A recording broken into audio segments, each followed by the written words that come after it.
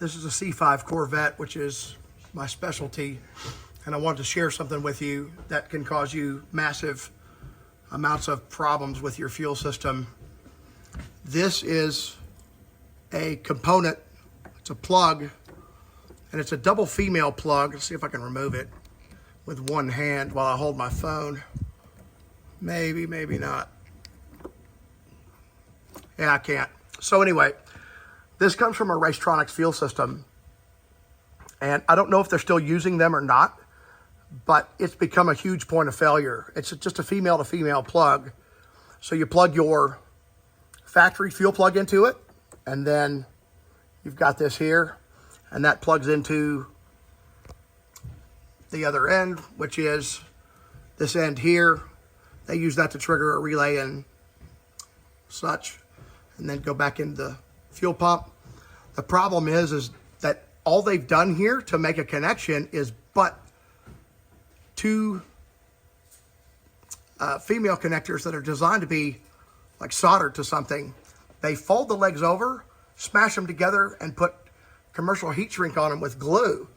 But the problem with that is I've had these corrode inside, and by doing so, the connections become resistive, and then it's game over.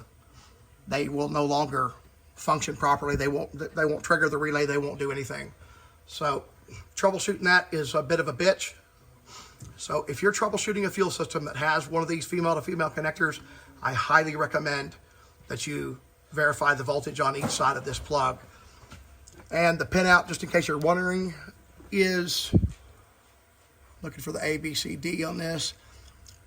I'll just go by the wire colors. You have gray, gray, blue, black. The first gray is your 12-volt feed. The second gray is your for the fuel level sending unit, as is the third wire is a signal output. The fourth wire is your ground, which is also another point of a problem. Right here behind the rear driver's side wheel, that's the ground right there for your fuel system. And GM decided in their infinite wisdom to paint that ground, and they use a pretty small gauge wire for that ground. So I highly recommend redoing that ground and bolstering it. You can leave that there and maybe even tap into the existing wire. The bottom line is that you need to make sure that you give it a better ground than this, because it's not acceptable. The only way to know if a ground is good, you cannot use resistance. You need to test the voltage of that ground relative to chassis ground. The way I do it, if you want to know if you're losing voltage on this system, you can take a meter lead, put it on this hat right here, touch one lead to this, and then clean the chassis with something and put another lead on that. You can also use, there's a ground strap up here by the fuel inlet for the tank. You could touch that and touch this hat and set it on millivolts or volts. It shouldn't read more than maybe 400 millivolts. That's it. Any more than that needs to be regrounded.